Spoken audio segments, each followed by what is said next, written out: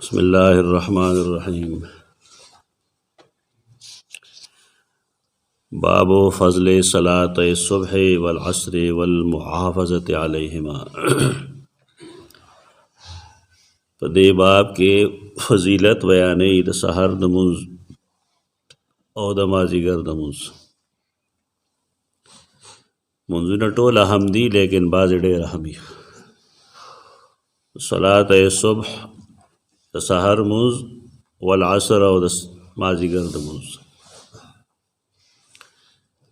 د سحر دا ټایم داسي چې په دې کې سړځي، په ګرمۍ کې هم د سحر ټایم لګ یخي او د مازیګر ټایم هم لګ یخي.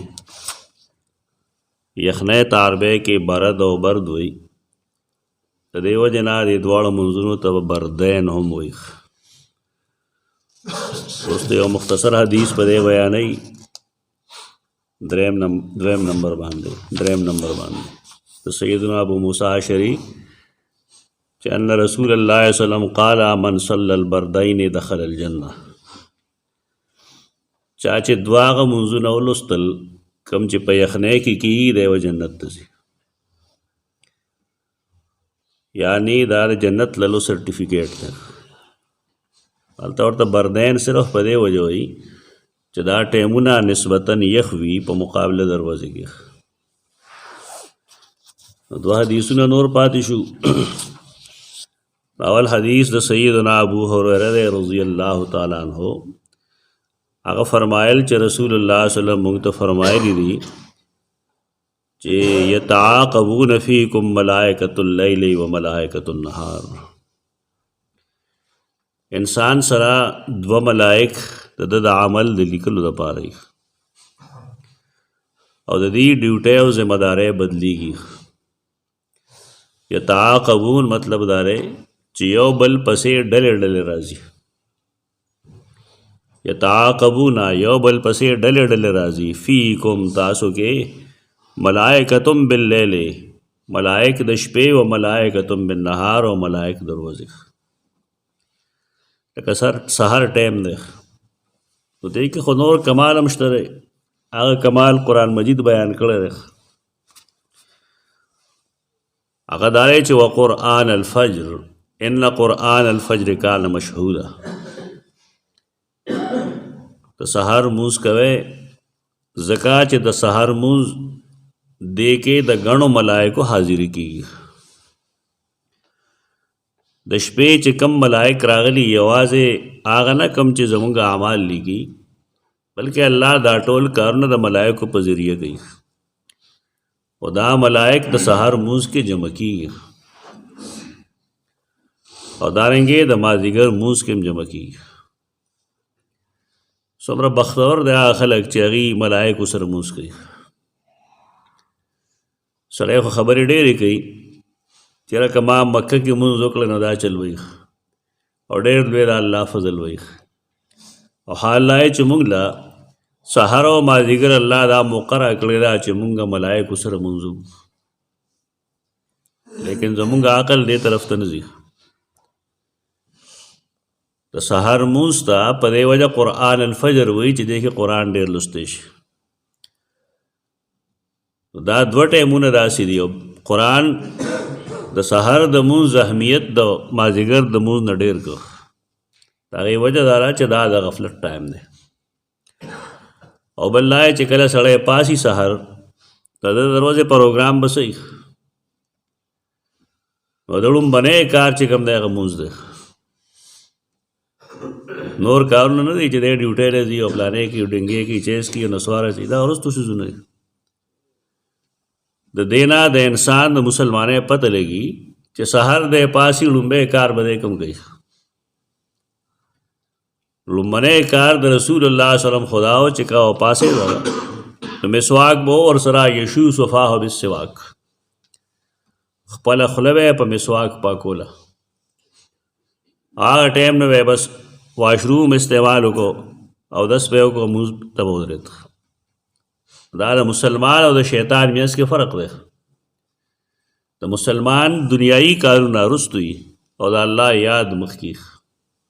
د دې وجې نه د سحر ټایم دا ډېر قیمتي دی. بل لای چې دې وخت کې حدیث کې راځي رزقونه تقسیمېږي.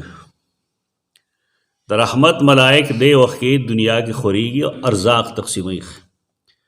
کوم سیبان چې ودی که نه د هغې رزق ځکه لنډ تنګ دی، هغې سره نه د خپلې دنیا فکر شته او نه د آخرت، بس ژوند تېروي لکه د ډنګرو غوندې.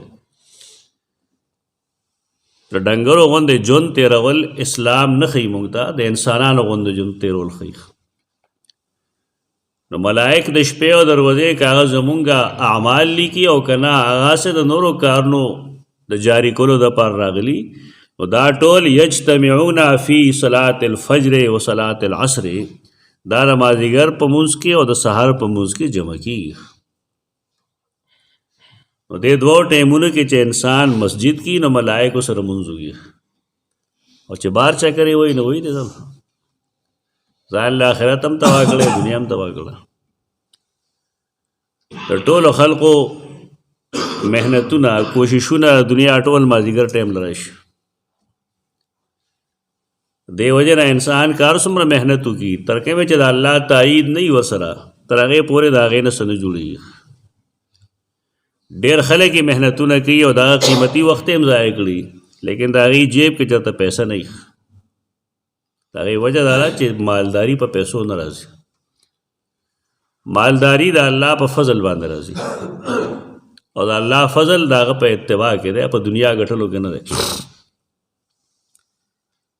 ثم یعرج الذین باتوا فیکم فیصلهم ربهم. یو پہلو ذکر کی یو پریدی بس. ثم یعرج الذین بیا هغه ملائک برخیجی باتوا فیکم چې تاسو کې شپه تېره کړې ده. مازدیګر چې په کم ملائک راغلو هغې د مازدیګر نه زمونږ اعمال لیکل شروع کړل. د شپې چې مونږ کم حرکتونه کړي دي، خم کړي دي یا بدم کړي، دغه هم لیکي او د سهار مونځ کې شریک شي. او د دې نه وروسته بیا بروخیږي، بیا بروخیږي هغه ملائک باتوا فیکم چې تاسو کې شپه تېره کړې ده. فیسألهم ربهم، نو د دې رب د دې نه تپوس کوي.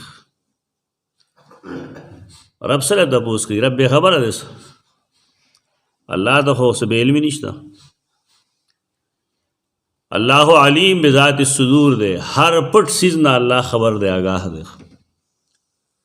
ذکر اور پسے فرمائی وہو اعلم بہم، اللہ د دین خبر دے، لیکن د دین یو تپوس کی، دے تپوس یو ځان له حکمت دے. اللہ رب العزت ارسن واقف دے، ارسن عالم دے، ہرسن خبر دے، لیکن دا غی باوجود زمون اعمال نامے لکھی، دا غی باوجود با حساب کتاب کئی، گواہان بگوری. دا ولی اللہ د خپل علم مطابق فیصلہ نہ کئی، اگر تحریر پا بنیاد بانے فیصلہ کئی، د لیکلو په بنیاد، د گواهانو په بنیاد فیصله کوي. یو زمونږ خلک یو شی به وویني فیصله به مو کوي او کار مو کوي، بیا سړی مړ کړي ما توره وکړه.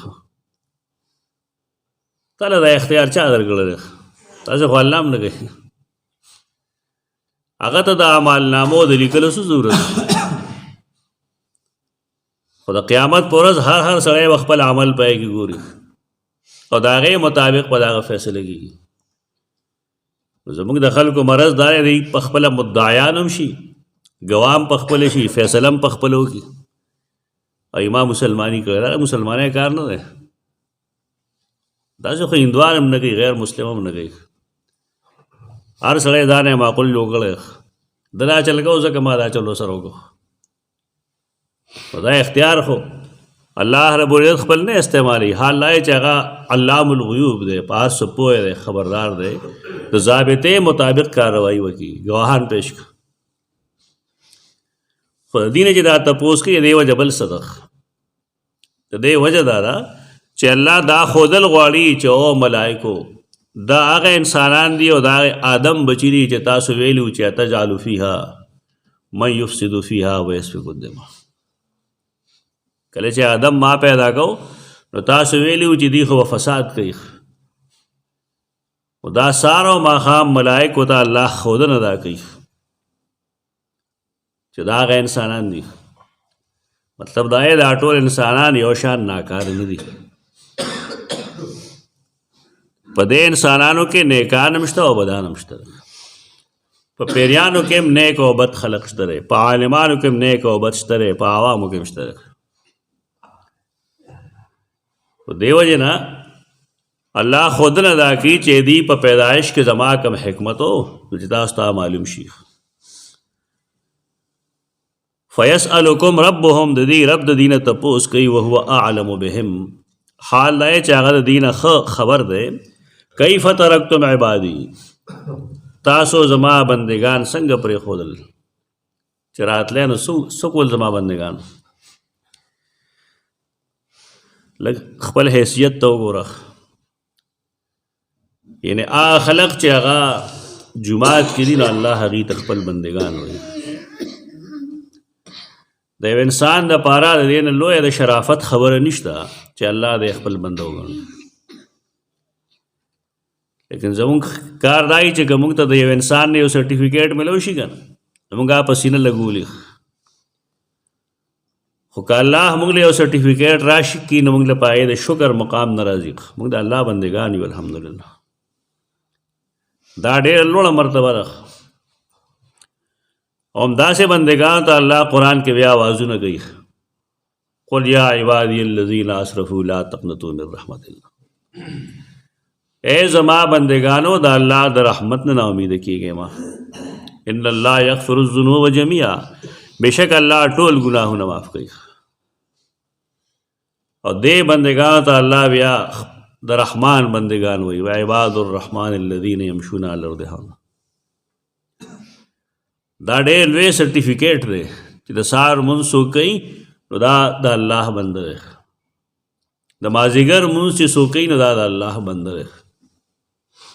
بنده باندې غلام الله آقا دی، دی لکه د غلام د هغه خدمت کوي منډې ترلی وایي. کیف ترکتم عبادی، تاسو زما بندگان څنګه پرېښودل. فیقولون ترکناهم وهم یصلون واتیناهم وهم یصلون. کم چې تلي هغې وایي چې ربه مونږ هغې پرېښودل په داسې حال کې چې هغې مونځ کوو، او کم چې راغلي نو دیم ولیکي دا چې اتیناهم وهم یصلون. مونږ چې راتلو دوی ته کم چې راځي نو هغې وایي مونږ چې راتلو نو مونځ یې کوو، او کم چې ځي نو هغه وایي مونږ چې راتلو نو مونځ یې کوو. نو که دی هغه مخالف سایډ ته وګوري چې صحیح بوده دی نا ملائک به څه جواب کوي چلو مونږ چې راتلو نو ومودو، او کم چې راغی هغه وایي چې مونږ راتلو نو ومودو. دا یو عمل دی لیکن د دې فایده او نقصان ډېر زیات دی. دا یو داسې عمل دی د سهار لمونځ چې دا دوه عمل نامو کې ولیکلی شي. ملائک چې جمع کېږي نو لمونځ نه وروسته وځي نو دواړه ملائکې ولیکي. د دې افضلیت په دې وجه ده. دا د سهار لمونځ د هغې افضلیت یې موږ ته بیان کړو. ورپسې بل حدیث آسان دی. حدیث جریر دے قال کنا عند النبی صلی اللہ علیہ وسلم فنظر الى القمر لیلتا یعنی البدر. مونږ رسول الله صلی الله علیه وسلم سره سپومې په حواله سوال سم شپې سپومې وې کتل نو وی فرمایل انکم سترون ربکم، تاسو به خامخا خپل رب وینئ کما ترون هذا القمر، لکه څنګه چې دا سپومې وینئ.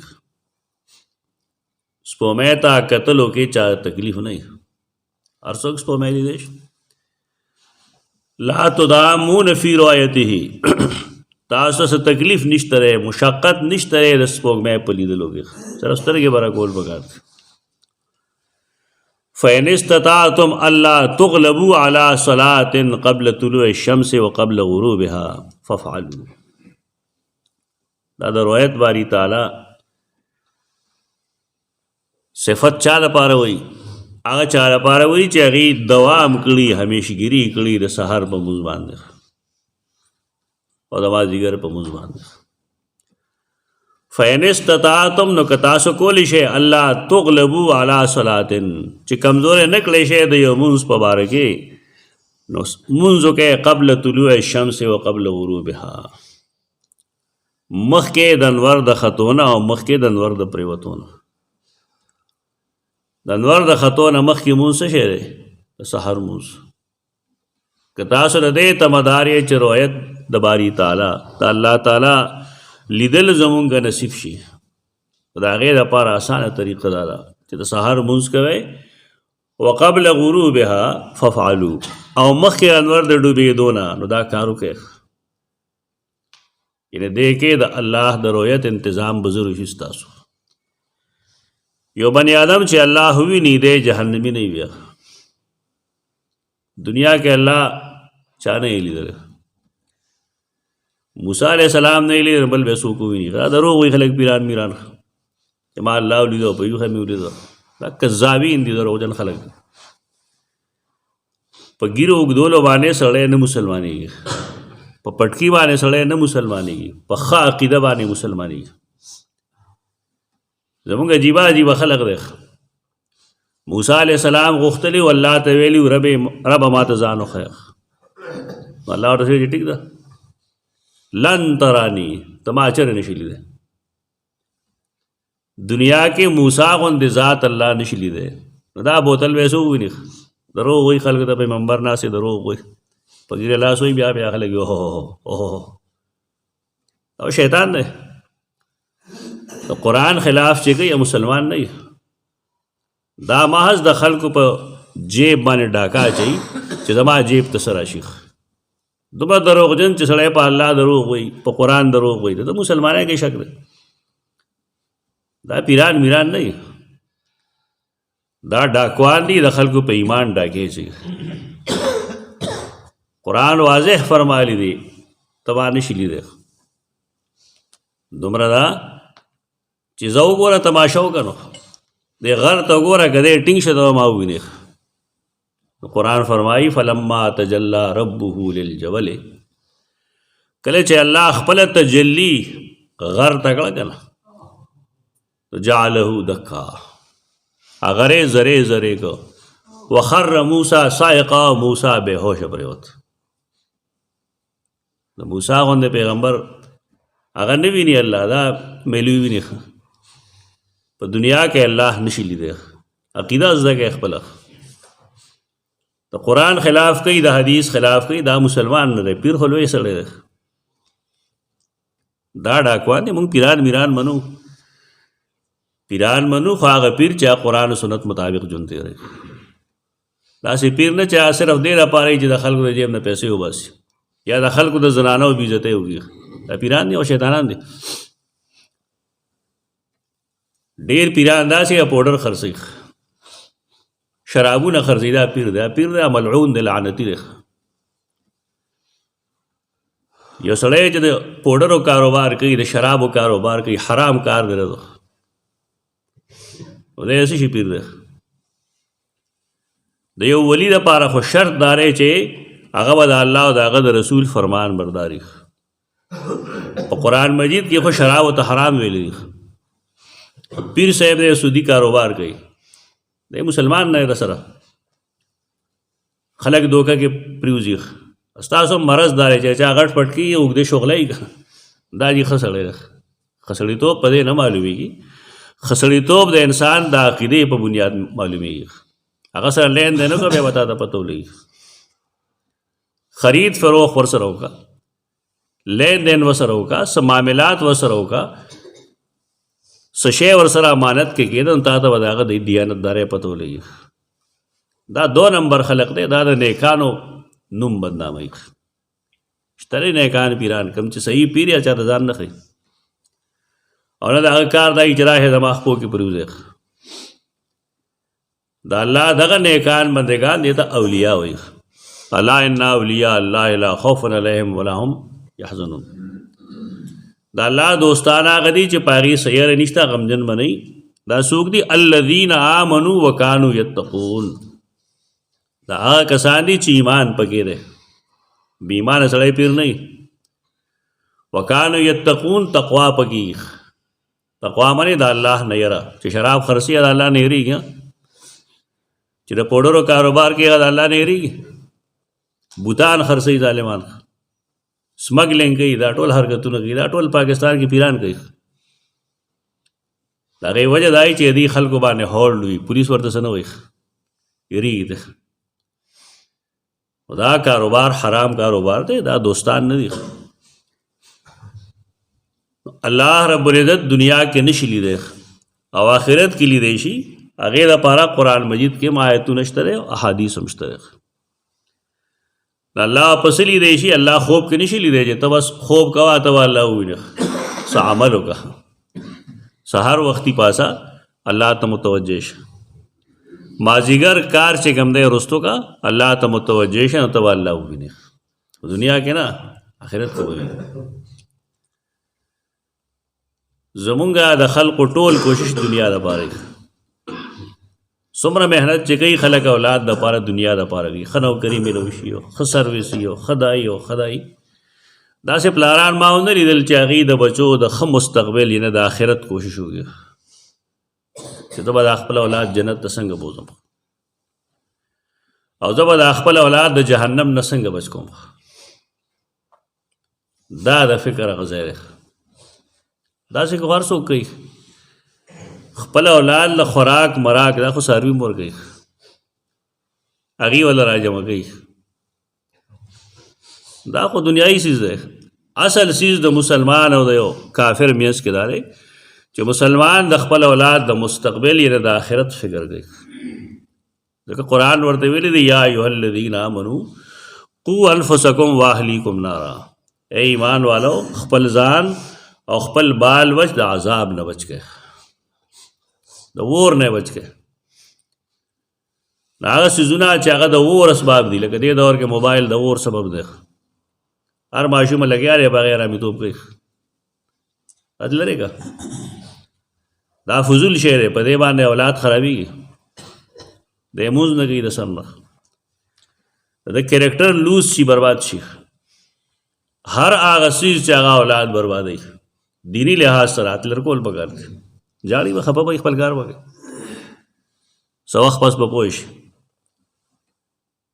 آخرت سمول پکار دي خپل بچو له ثم قرأ بیا رسول الله صلی الله علیه وسلم اولستو وسبح بحمد ربک قبل طلوع الشمس وقبل غروبها دا خی موږ ته چې د پیغمبر دای څه فرمان نشته چې د قرآن خلاف موږ د عمل کې دا مصیبت راغله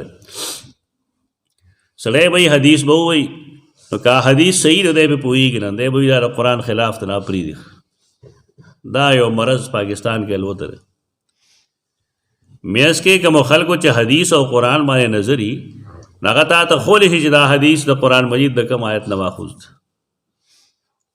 دا دې نه معلومیږي چې رسول الله صلی الله علیه وسلم دا فرمایل چې قبل طلوع الشمس وقبل غروبها نو دا قرآن کې مشته دی کنه چې وسبح بحمد ربک تسبیح وایا د خپل رب د حمد سره عبادت کوه د خپل رب قبل طلوع الشمس مخکې د انور د خطونه وقبل الغروب او مخکې د انور د پریوتونه یعنی احادیث در قرآن نه ماخوذ خو صاحبان پوهېږي نه نو خپې اړه مې کړي حدیثو ته بار کیف د دوه احادیثو کې مونږ ته د سحر د مونځ او د مازدیګر د مونځ اهمیت ښکاره او دیم راته وښودل چې په دې ټایم کې ملائک د شپې او د ورځې جمع کېږي او بیا شپه او ورځ کې دا ملائک چې به راځي نو دی زمونږ د عمل ګواهي کوي چې مونږ راتلو د مونځ یې کوو نو چې دا کوم هغه داسې چې هغه ودی نو پکار دی چې هغې د خپله کمزوري لرې کړي رسول الله صلی الله علیه وسلم مونږ د هر څیز نه خبرې په دې باندې چې مونږ کې بیداری پیدا شي تقوا پیدا شي للهیت پیدا شي او دینداری پیدا شي اقول قولی هذا استغفر الله لكم ولسائر